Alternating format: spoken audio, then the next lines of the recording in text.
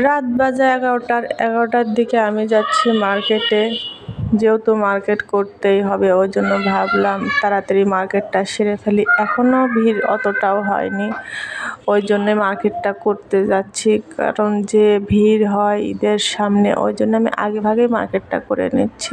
তো এখানে দেখেন জলশ্বরীতলা এমনভাবে সাজাইছে, মানে কি বলবো, এত সুন্দর লাগতেছে, সব মনে হচ্ছে বিয়ের বাড়ি। আসসালামু আলাইকুম, সবাই কেমন আছেন? আশা করি অনেক ভালো আছেন।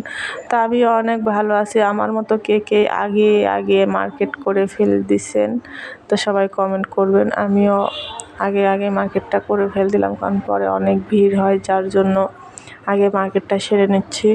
আমার আবার বেশি ঘোরাঘুরি করতে একদম ভালো লাগে না। আমি যেখানে যাই সেইখান থেকেই কেনাকাটা করে নিয়ে চলে আসি, যেখানে না গেলেই না সেইখানে আমি যাই।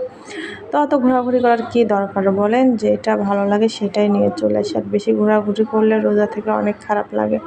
তো যাই হোক, এখানে একটা লাল গেঞ্জি, আপনারা তো দেখতেই পাচ্ছেন, গেঞ্জিটা দেখে আমার অনেক ভালো লাগছে। তো যে জিনিস আমার একবার ভালো লাগে সেটা বাদ দিয়ে আমি যতগুলো দেখি সেটা আর আমার একদম ভালো লাগে না।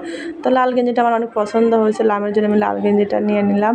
তো লাল গেঞ্জিটা কিন্তু অনেক সুন্দর লাগতেছে, ওকে পরে অনেক, আসলে ওকে লাল গেঞ্জি পরলে অনেক ভালো লাগে, তো ওই জন্য লাল গেঞ্জি ওরও অনেক পছন্দ হয়।